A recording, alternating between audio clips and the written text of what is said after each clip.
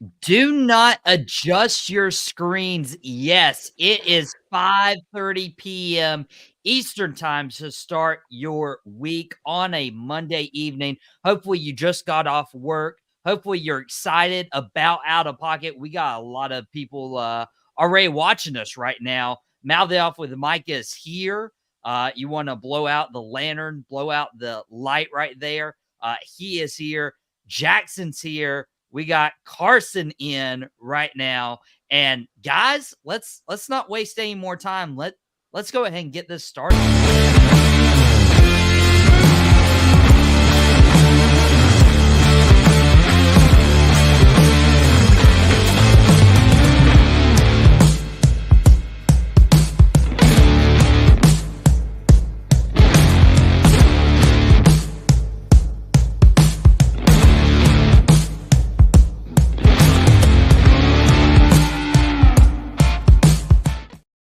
It's time to get out of pocket. I'm your host, Michael Davis, right here on Boom Broadcast. And Sean is in. Mouth It Off with Mike is in. We got Jackson and Carsen here on the screen for us. And you did notice in our opening video package, we do have a giveaway going on right now. We have a 500 subscriber giveaway for a free copy of EA Sports College Football 25. That is our 500 subscriber giveaway. We're in the 300s right now, so at any moment, we've basically tripled our subscriber count since we announced this giveaway. So be sure you're entered. Be sure you share with your friends, because quicker we get to 500, quicker we can give this game away, and we will be doing more giveaways here in the future. Yes, wait, we are doing giveaways. I'm running Michael in college football. Don't know what that means. If that means you're going to run circles around me, no shot. I'm sure Jackson wishes he could run circles around me in college football. Jackson, that's not going to happen. Sure, buddy. Whatever you say, dude. All I remember is the one time we played, I had to teach you how to play the game. And that was Madden. So, I mean, best of luck on college football 25. Bro. That was you didn't know how to freeform pass, dude. That's how you play the game. You have to know how to freeform pass. You have to know how to play the game. And I think I put up 50 before half. So I mean, you got to figure it out, dude. That's what I'd say. Wow, yo, is that guy from Outta Pocket? Woody, come on, man. That Jackson, you didn't have to do me like that, but it's okay. We can run it back. Carsen, if you had to put money on me versus Jackson in the new college football video game, who would you pick? Choose carefully. I don't know. Jackson he was talking some trash right there. After that, I don't know if I could pick against him, honestly. He's got to back it up, you know. The pressure's on him now. Bro, that's not really pressure, if I'm being honest with you. I think it's honestly I could play blindfolded to beat Michael. He's such a fool at that game. He's a filthy fool if he thinks he could beat me. It's out of his mind. I mean, I could beat him blindfolded, I'm telling you. I would just have to play off a sound, and I could beat him. I'm telling you right now, it wouldn't even be fun. It'd be the first quarter when you'd have to quit. Michael would quit the game. It's not even a competition. And I'm not saying that being arrogant. I'm saying that truthfully. I mean, Michael, you have no shot. I've seen your video game skills, and frankly, they're not very good. So best of luck to you if you think you could come at me. But I'm telling you right now, that is just absolutely false. Yeah, I'm taking Jackson after that. Yeah, it's just not happening, dude. There's a difference between talking the talk, which Jackson's been known to do ever since the very first Outta Pocket, and walking the walk. And until he proves that, some saying he'd beat me with one hand tied behind his back. Okay, whatever. He's calling you out too, Jackson. He's got burgers for fingers. All right, dude. I don't even know what that means. If we're using 1940 limericks to come up with burns here, I mean, we're a little behind, brother. I think we should do this, Michael. If you want to broadcast it, you do whatever. I'm challenging you to a game, brother. I'm challenging you to a game now. You can stream it. You can do whatever you want. And I would put the line somewhere around 35.5 points. And honestly, you could put the line at 50, 55, and I'd probably still win it. If we're playing 7-minute quarters, Heisman, you're not scoring the ball. I'm telling you that now. What? Calling you out right here. Put the line that high? Yes, Michael, yes. Do you think this is Alabama versus Coastal Carolina or something? Because there's no shot I'm coasting. No, I think it's me against you, and I just don't think you win. I think that's the biggest thing. I think you just would never. It's just not happening, dude. And I love you, buddy. I love you, but it's not happening. Wow, some calling for a out-of-pocket tournament. I won in. Oh yeah. Well, Carsen, for that comment, and you siding with Jackson along with everybody else in our comments, I would wipe the floor with you, Carsen. No, you would not. I would never lose to anybody by 50 points, and it sounds like that's happened to you before. So, I think I'm good. I think I'm good. Wow. Mouth off with Mike saying Heisman unplayable. Jackson, you've played this game apparently. Would you agree that Heisman's No, it's not. No, it's just you don't know how to play. You don't know how to play the game. I've played Madden. I've played professional Madden. I've played Pro-Am Madden for the majority of my life. I'm telling you, it's not that difficult. You guys haven't played a football game, an arcadic football game, in the majority of your lives. You could go look at my hours on all the games, all the Madden games over the last 10 years, and they are almost degenerate level. I mean, we're talking about 30 days plus on each individual game. It's not happening. None of y'all are beating me. And Heisman, not that difficult. Wow. Okay. Well, we'll see. Let's put money where the mouth is. I might have gotten some new equipment. Maybe we can stream it. Maybe I can work out with whoever's in charge of Boom Broadcasting to make that happen, so people can see me defeat you, humble you, almost like South Sudan almost humbled Team USA. That is right. It was last week where Team USA narrowly defeated South Sudan so much that, of course, ESPN.com's headline had to read LeBron's layup saves Team USA over South Sudan. Guys, this has been a talking point throughout the entire weekend. And I don't know, like, I know that Team USA is not on the level of the Dream Team. I'm not saying they are, okay? But it's more about what this world has done. Like, for the last 2 years, France has had the number 1 pick in the NBA draft with Rissase and Wembanyama. Like, there is obviously more talent. I got that name down. Yeah, you saw my point there. I was like, hey, he got that out. I was impressed. Jackson was here for all the workshop out of pockets where I tried to get Victor's name right. Yes, I mean, there were a bunch. There were long hours spent on Wembanyama. And then also listen to you say Giannis Antetokounmpo as well was a struggle. So I'm happy you got both of them out. Well, and there were some times I was even struggling with just saying Victor. Yeah. Horrible as that sounds. But here's the thing is, like, there's so much more talent in the world that's coming into the NBA and can play at that NBA level to where I'm a little surprised USA would struggle against a team like South Sudan, but I'm not saying this is going to be a dominant Team USA team just because of all the talent throughout the rest of the country. Carsen, you have a basketball jersey hanging up behind you. You may have played back in your heyday. What would you say is your assessment of Team USA, particularly against their opponent, South Sudan? Yeah, I think it's what you had said before, in that this world is just so much more talented. You compared it to the 1992 Dream Team. There's not a team that the Dream Team played that would even qualify this. I mean, The world is just that so much more talented. So, like, we're seeing everybody else catch up with Team USA, but we're surprised that Team USA is having a harder job. It just doesn't make any sense. The league is just becoming more and more popular. The sport is becoming more and more popular. And so, of course, it's going to be more difficult. The talent is just better than it was in 1992. In terms of talent, I think that they're on par. You know, I'd probably give it to 1992 because some of these guys are a little out of their prime. But, I mean, it's not like it's super far. It's that the rest of the world has progressed so much compared to then.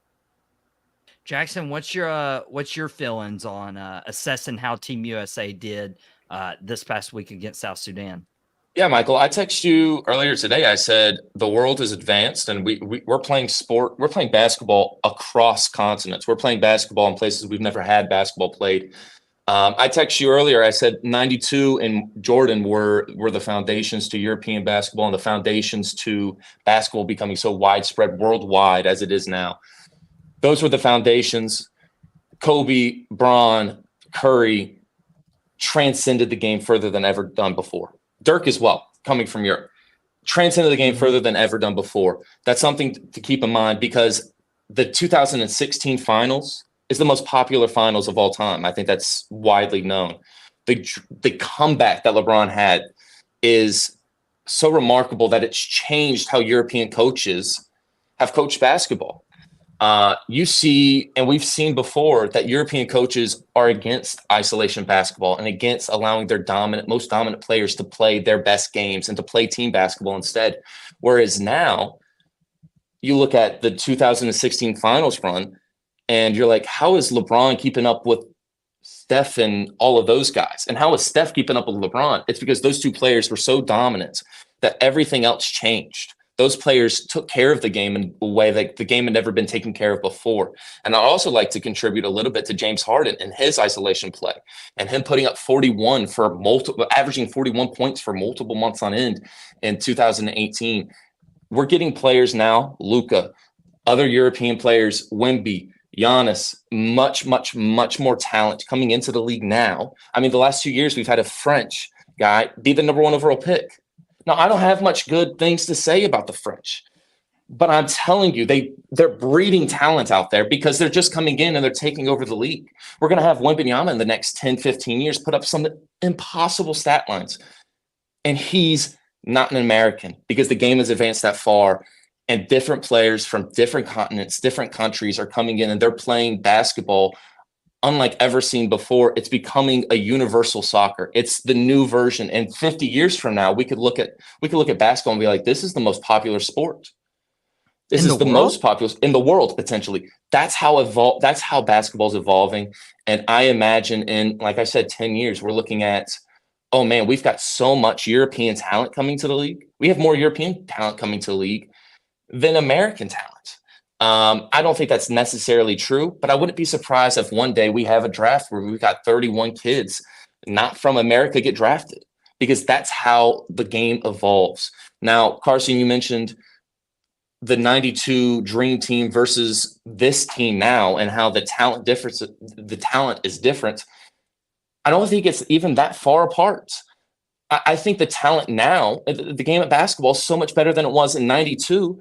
The back end guys on the 92 Dream Team could never keep up with the Jason Tatums and the Devin Bookers and the Anthony Edwards on this bench. Like, what are we talking about? Tyrese Halliburton would run around and call these guys idiots back on the 92 team. So I think the game of basketball has advanced so far and has evolved so much that that's simple. Like, that's just simple to understand. You have to understand evolution as a fan of any sport. Wow. And I just gotta say, I just think that you're looking at eras the wrong way, Jackson. I think that you really have to view them in the context of their era. So yeah, I agree. Michael Jordan is not a starter in today's league. Like it's just true. He's not, or at least he's not like a number 1 on a championship winning team. That's just how it is, because that's how the game. I don't disagree. I think the game's that game has advanced that much. It has advanced that much. Yeah, Did I hear absolutely. you correctly?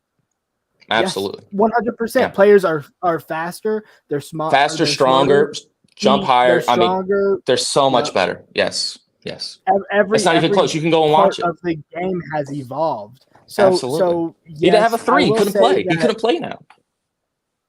I will say, like, I think that the teams are pretty close. In terms of talent, it is nowhere near. This team is just better at basketball. But if we're viewing in their context, then I think some of these guys are a little past their prime or even a little before their prime. Mm-hmm. And in 1992, most of those guys that were playing, like, they were in their prime. You had some people. Well, I mean, Bird and Magic weren't. I mean, they were far along past their prime. Bird and Magic. Or the exceptions, obviously, to you're talking about those guys being exceptions. Yeah, I follow. Yeah, so I would give the edge just in terms of of where they were, like in history, I would give the edge to the 1992 team. But this team is just like leagues more talented. Every player in the league today is leagues and leagues more talented. Yes. I mean, that's tough. That's tough. Yes, in terms of talent, athleticism, yeah, basketball players in general are better than, the ones back in the 80s and 90s.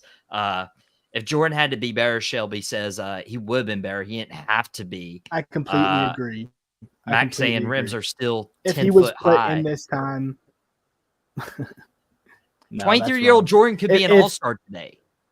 That is so true. He couldn't. How could you discount the greatest basketball player of all time? He couldn't space the floor. He couldn't play against. Okay, first of all, you're talking about man-to-man defense when you couldn't double team, and you had to just leave the guy wide open. Actually, we're talking about a player that couldn't shoot the three and couldn't space the floor. Now he's a dominant athlete, finished around the rim, kind of well with his right hand, not so well with his left, and that's actually factually proof. You could go find that on the internet. He can't finish with his left. He can't go left often, and a lot of his stats were boosted. Are we not talking about the Michael Jordan 1988 defensive MVP? I mean, defensive player of the year. His stats were boosted. That's factual. You can go and find it on the internet. You can use your phone. You can use your cellular device and find it. It's out there. Use it now. Educate yourself. Evolution's a real thing. We're talking about basketball and athletes. These players are so much better than they have ever been in the history of basketball. It's not even fun. Dude, I've played basketball my entire life. I've played against some D1 guys. I've played against guys that have gone overseas and played. I'm telling you, I've seen it first eye. And going back and watching the differences between the guys that I've played against and the guys that I've seen now play versus the guys that go on during the 92 era or the 80s era, it's a completely different game. Those players don't fit into this era. And I'm not saying you can't respect the eras. You have to respect the eras. That's the point. Is that we have to love Hakeem and Bird and Magic and Michael and all these other guys. I have love for John Stockton, but John Stockton would never find his place on a basketball team right now. And if he did, it'd be TJ McConnell. He would find his place as a short point guard who couldn't really find a flow in the game. It's just a completely different league. The players are so much stronger. These guys are working out from a young age, from 13 on. They're putting on this amazing amount of muscle mass, and they're working harder. And we've got privatized training unlike we've ever had in the sport of basketball within the States. I don't even know what they have European-wise, but you look at Luka. Dude, Luka would run through these guys back in the day, and he's not even an athlete. They would look at Luka and call him some sort of satanic term because he's going to go out there and he's just going to cook them. He's so far advanced than these guys now. And that's the same thing. You go and talk to Kyrie. Kyrie, kill him. It's not even fair to compare the eras. I'm a basketball fan. I'm a basketball savant. I love the game, and the game is advanced, and we can't ignore the fact the game's advanced. But yeah, of course, Michael's still going to be up there in the GOAT debate because he did it at that time. But if he were here now, he'd be nothing than a poor man's DeMar DeRozan in my thoughts. Whoa, that is out of pocket if I've ever 100%. You hit it everywhere.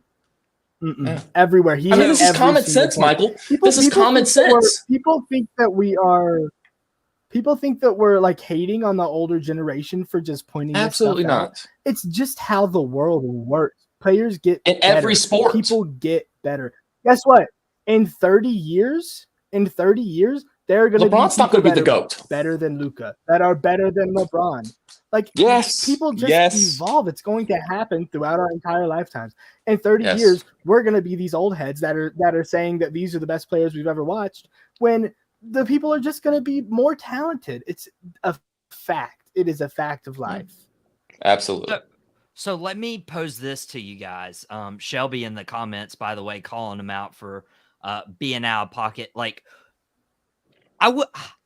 Luka was my MVP favorite this year. He should have won MVP. Okay, I fully respect Luka, what he did for the Mavs, carrying that team to the NBA Finals. Yeah, Kyrie pitched in just a little bit.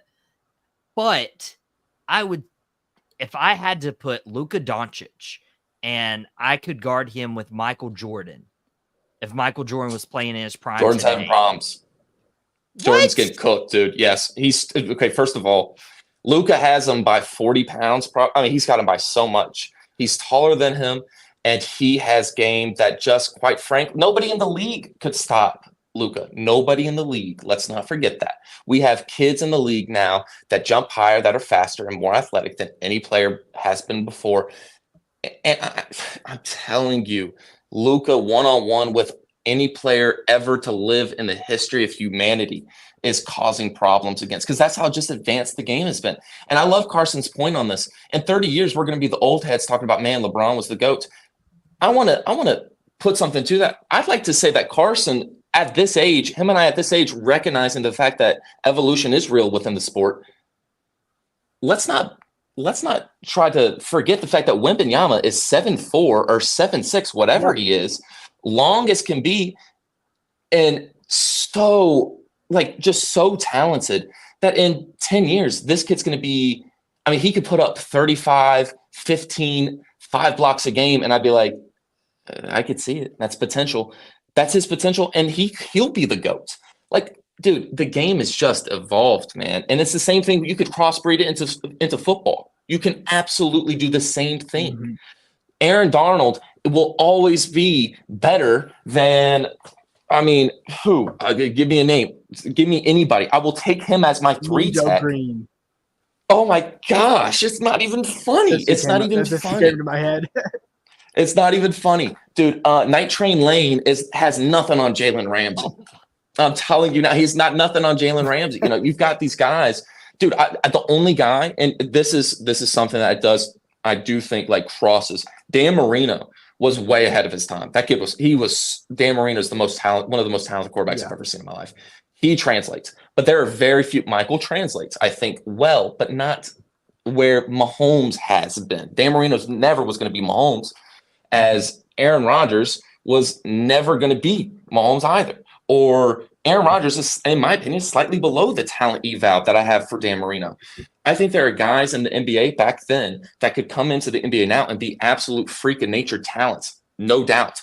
But let's not forget the fact that these guys are just better, faster, and stronger, and they have training from a younger age, and it gets more and more intense as we move on through time.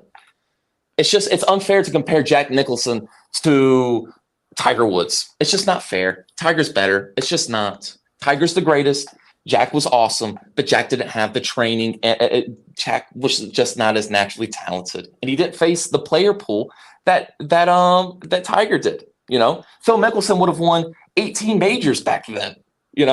Let's not forget this, guys. Evolution's real. These guys get so much better, so much better. I don't know. Again, if I'm taking Luka versus Michael Jordan right now, not only taking the athleticism into it, which I think Michael Jordan's a better athlete than Luka Doncic. Oh, so that's not even a question.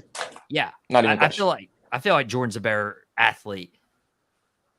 Dude, especially when you talk about somebody's heart, I would take Jordan. Not only just Luka on offense, Jordan on defense, I would take in a game of 21 Michael Jordan versus Luka Doncic. I would take MJ on that game. No, I wouldn't. Mm-mm. What? It just depends. It depends. Does Luka start with ball? Because if Luka starts, I don't know. If Luka gets ball off top, dude, he might not get stopped. If I'm being honest, he might not miss a shot. He's just stronger. He's just bigger, stronger, more talented, a better shooter, more shifty, really. It's not even fair. Jackson, who is the worst player you would take over Michael Jordan in a 1v1? Because I'm thinking Jalen Green came to my mind, but I don't think Jalen Green's bad enough. I think Jalen Green would run him over. I'm with me what too, about Shelby. Prime I'm Victor with me Oladipo, too. What about Prime Victor Oladipo is cooking them. I'm not gonna lie to you. Prime Victor Oladipo was putting up buckets, dude. He was putting up buckets on Braun. I would go Prime Victor Oladipo for sure. As much as I loved Oladipo, he couldn't stay healthy. But that's that's what we're talking about. Prime. Best, dude. I take J.R. Smith. I think J.R. Smith, prime J.R. might be able to get him. I think JR's shot selection is a little too iffy for that. I think. Honestly. Well, I think if we're playing 21 in a closed gym, that shot selection gets a lot better. I'm telling you, these kids are different, dude. They don't miss anything in closed gym. If it's on an NBA court and we've got 20,000 fans in the arena, it's different. But if it's a closed gym, dude, I would take JR. And now I'm not going to try to disrespect the fact that like OJ Mayo, he's got a great story on Michael. When OJ was in high school, he played Michael one-on-one when he was the third best player in the country coming out of his class, and Michael wore him out. That was in 2002, 2003. I think the game has evolved and within the last 15 years so much more. And OJ Mayo never found out his career in the league. Let's be honest. OJ Mayo never found a career in the NBA like that. He had a tenure, but he was not. He never made an all-star team. I don't even know what his points per game was. But I'm telling you now that you got some of these new kids coming in. Dude, Carsen, I'm actually going to reverse the question on you. I would take JR. Who would you take?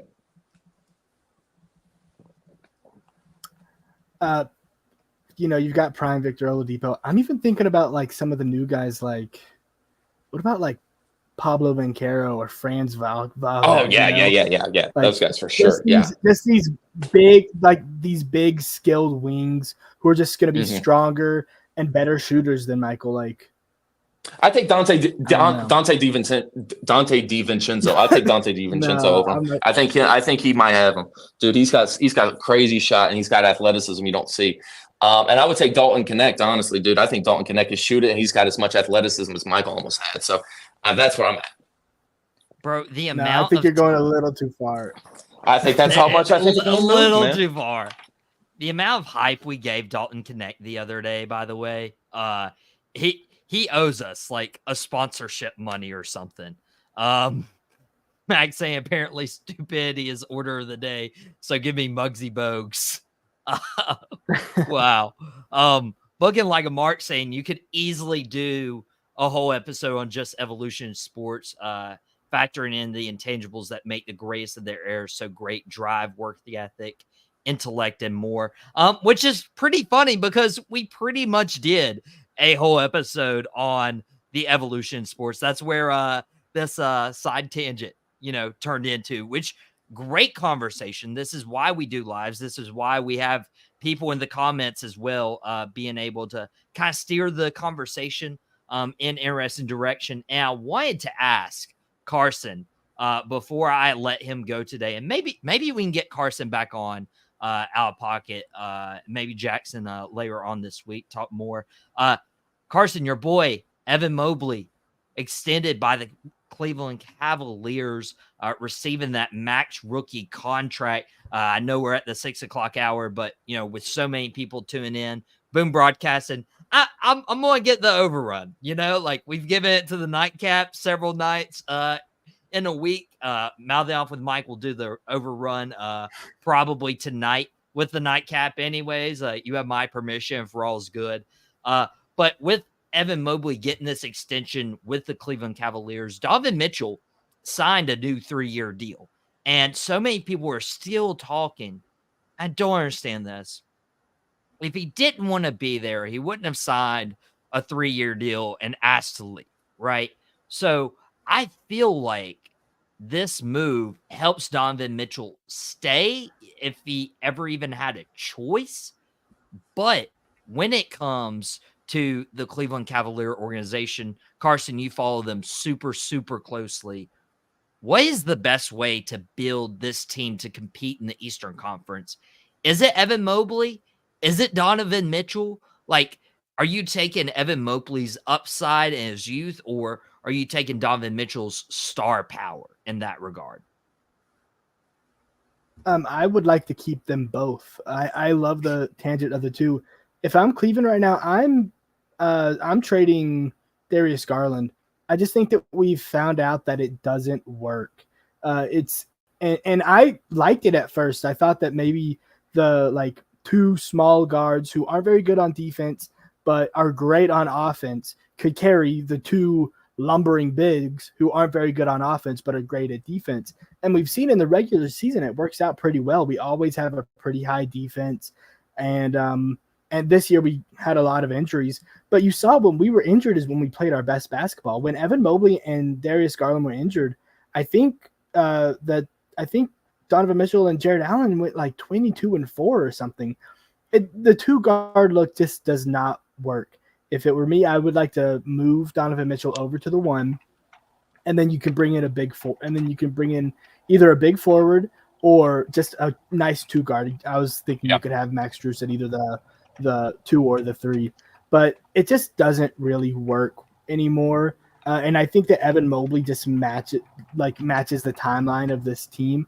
I've seen some people call it an overpay, but I think when you have a top 5 defensive player of the year candidate for the next 10 years, like always going to have like a top 8, top 7 defense guaranteed. You can't lose that. And I mean, baseline, he's like 16-9, I think that guy's worth it. So I'm happy with it. And I hope that Darius Garland gets traded for, I really wish we could have got like a Franz Wagner or like an OG Anunoby or somebody like that. And it doesn't you need a long like wing. That guy is. But you need an athletic one. You need a 2 or 3 that could space it. Yeah. Jackson, do you think Donovan Mitchell would fit at the 1? Yeah, I think his game works at the 1. I think if he becomes more of a playmaker, in my opinion, I think he becomes a solid 1. And I agree with Carsen. Darius Garland and having Mitchell on the court at the same time, it doesn't work. They're too small. You need to have someone seriously play the 2. And I think Strus needs to come off the bench, so I don't think he's a good enough 2 to play in the league. As a starting 2, I think he's a good off the bench 6-man. But you need to find a 3 and a 2 that can play both ways. Right now, you don't have that, in my opinion, in Cleveland. Go find a Franz Wagner. Like, if you could go, that's such a fantastic call. Franz Wagner would fit this team perfectly, Carsen. If you could go get a player like that for Garland, you can make yourself like a real deal contender in the East. Yeah, I really like our rookie Jason Tyson. Yeah, we're done. Sorry, we're running up. No, you love your Jason Tyson. What about him? Yeah, he's just looking like a good guy, just a guy who can score the ball, but he doesn't need it in his hands, and a good defender, just a good 3-and-D guy. I think he's exactly what the Cavs need, so I'm excited about that. Okay. Where would you place the Cavaliers right now after re-sign Donovan Mitchell, after re-sign Evan Mobley? I mean, the East, you have the defend champion Boston Celtics. Philadelphia's retooled, but I don't think PJ 13 moves the needle. I would still, put Miami up there, Milwaukee. Come on, Jackson. Sorry, I didn't mean to laugh. I'm driving, fellas. I didn't mean to laugh like that, but I mean, that is a outrageous call. I think they're probably 5. I mean, Philadelphia's better. Philadelphia, Boston, New York. New York. I'd even take, if you want to take Orlando, I think Orlando's really trying to build something out there. There are a couple of Milwaukee. There are a couple of teams in the East, man. I wouldn't want to catch if I'm Cleveland. Indiana. Oh, I don't know. I'm not huge on Tyrese Haliburton like that. I think he's fine, but I don't know. And I'm not big on Pascal Siakam either. I don't think that works for them long term. So I think I'd probably take him at 5 or 6, depending on where you see Indiana. Yeah, I would have him at 6 or 7 probably. I just think that we haven't really made any moves. And so we're just not getting any better while other teams are. I would probably have us at 6 or 7 right now, right in there with Magic and Indiana. Yeah, I feel that, when your team doesn't, make the moves to get better and you just re-sign your own players. But my Dallas Cowboys haven't done either. Right now, we drafted really well, but what?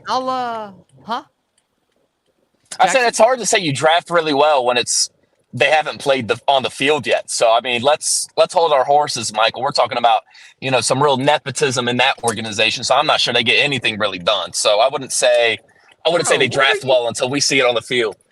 What are you talking about? We always draft well. That's our strength. That's our bread and butter. All right, Michael Jones, dude. I don't know. I'm not sure about that, buddy. I would consider waiting till they get on the field before I say good class. Well, I'm not necessarily saying like this year's class is like legit whatever. Because yeah, they got to step on the field. Training camp starts this week. But in historically speaking, the Cowboys They've done well. I don't disagree. They've done well. They've done really well, actually. I will even say that. They've done really well. Okay, there we go. That's all I ask. In addition, I agree. I asked for Jackson to get the smoke. EA Sports College Football 25. We got to figure out a way. We got to figure out a way to show it to everybody on Boom Broadcasting. Me beating Jackson. Hey, EA Sports College Football 25 for our 500 subscriber giveaway. Whether that be a Madden game. Jackson was talking trash about Madden earlier. I'd beat him in that too. I might let Jackson beat me in NBA 2K, just to make sure his ego's up a little bit. Actually, I need to humble him all 3 games. But we are doing that 500 subscriber giveaway. As much as I love talking basketball with you guys, we gotta get out of here. Bringing up this Cowboys stuff makes me want to talk about them more. Maybe not even on Outta Pocket tomorrow. Let me see what I can do. Let me see what I can do, because I feel like I gotta defend the star. I feel like I gotta defend my team, America's team, the Dallas Cowboys. Let me get off here. Let me brainstorm. Let me reach out to some people. And let me see what I can do. And heck, I'll even let Carsen defend his Packers in the Jordan Love situation maybe later this week. And Jackson, he's just a Seahawks guy. There's no care for the Seahawks. We'll see how it goes. But this has been a phenomenal episode. Outta Pocket will be back tomorrow, 5:30 p.m. Eastern time, for your drive home, just like Jackson's driving home right now. Nightcap tonight for Monday Night Raw. 200 subs on Mouth Off with Mike's channel by the end of the month. Mike has to shave his beard into a dirty Dom stash. I want to see the stash. Please go get him those subs. He's about 60 away from that. We can easily get that by the end of the month. And, of course, the 500 subscriber giveaway for College Football 25. But for myself, Michael Davis, Carsen Williams, Jackson Cordray, and Sean Lucas with the most out-of-pocket comment on the stream today. It's been Out of Pocket, and we will see you guys next time.